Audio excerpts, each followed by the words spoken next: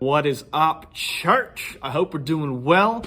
Phil here, bringing your devo for the evening.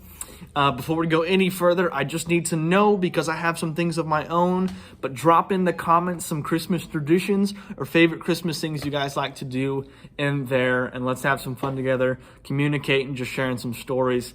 That'll be a lot of fun. The devo for today is coming from Matthew 2. Something my family does every year when I was growing up, and I've continued it in my own family, is we read the Christmas story together. And sometimes we do Luke, sometimes we do Matthew, sometimes a little bit of both.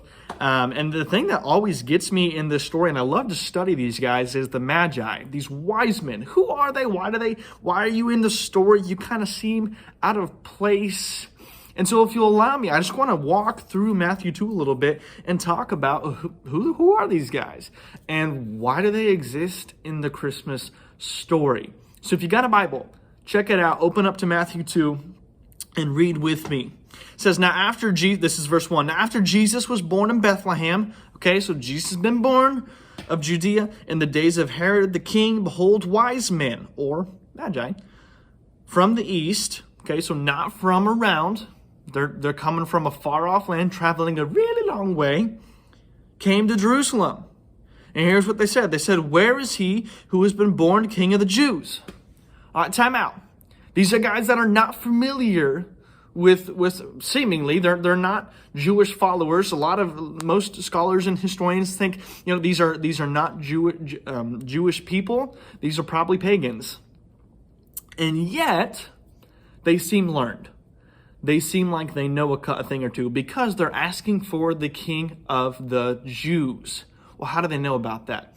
The assumption is they know a little bit of the Bible, and they've been reading through what we would call now the Old Testament, and they've been seeing prophecies. There's this King of the Jews that's going to come, and that's why they're coming to Jerusalem and they're saying, hey, we've heard about this King of the Jews guy. Where is he? Tell us about him. So we know for sure, at least, that they have a little bit of background in studying Judaism because they know this title, King of the Jews.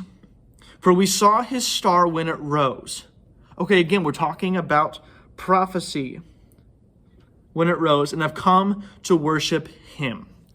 Now when Herod the king heard this, he was troubled, and all Jerusalem with him, and assembling all the chief priests and scribes of the people, he inquired of them where the Christ was to be born. So Herod's freaking out. He's like, whoa, there's this new king. I didn't know about that. Come on now. And so he's getting all of the religious leaders of the day together. He's like, hey, we need to figure out when this guy is. Come to find out, Herod's plan is to commit mass genocide later. But in the meantime, he's just trying to figure out so he can give him a right answer. They told him, in Bethlehem of Judea, for it is written by the prophet, and you, O Bethlehem, in the land of Judah, are by no means least among the rulers of Judah. For from you shall come a ruler who will shepherd my people Israel. Herod's like, boom, got an answer. So he summons the Magi, summons the wise men. He says, hey, what time did the star appear? Trying to figure out, when was that happening? Trying to figure out, has this guy come yet? Is he going to come a little bit? Where's he at? And he sent them to Bethlehem, saying, go and search diligently for the child. And when you have found him, bring me word that I too may come and worship him. And after listening to the king, they went on their way. And behold, the star that they had seen when it rose went before them until it came to rest over the place where the child was. And when they saw the star, they rejoiced exceedingly with great joy.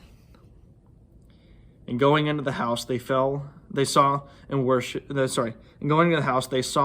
child with Mary, his mother, and they fell down and worshipped him.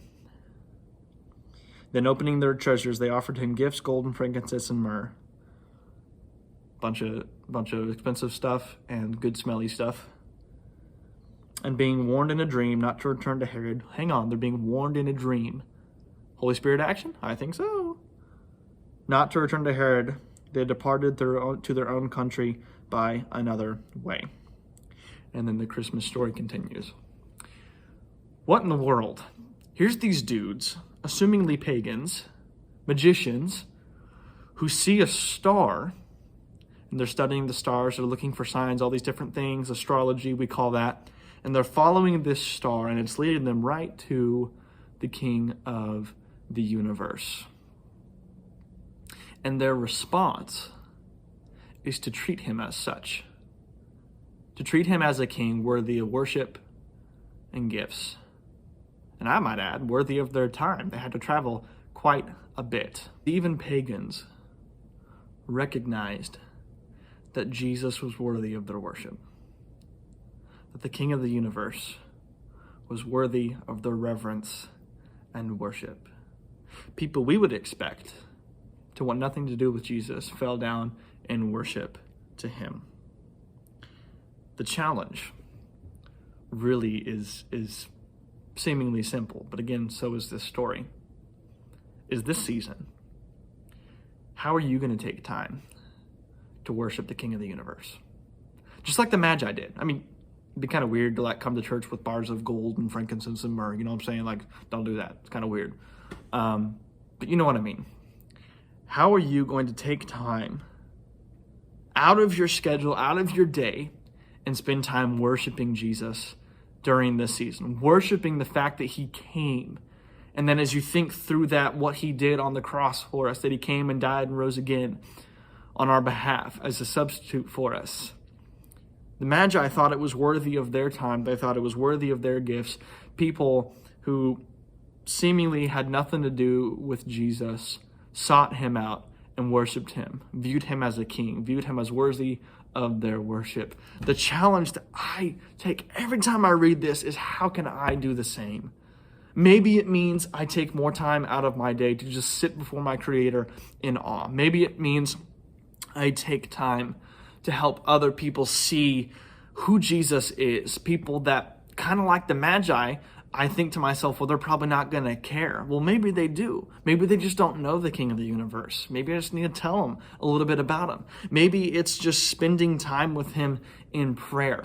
Maybe it's making a list of all the different ways that I've seen him in my life or someone else's life recently. Maybe it's just sitting and listening to Christmas hymns and purely worshiping the fact that Jesus came. I'm not sure. But the challenge remains.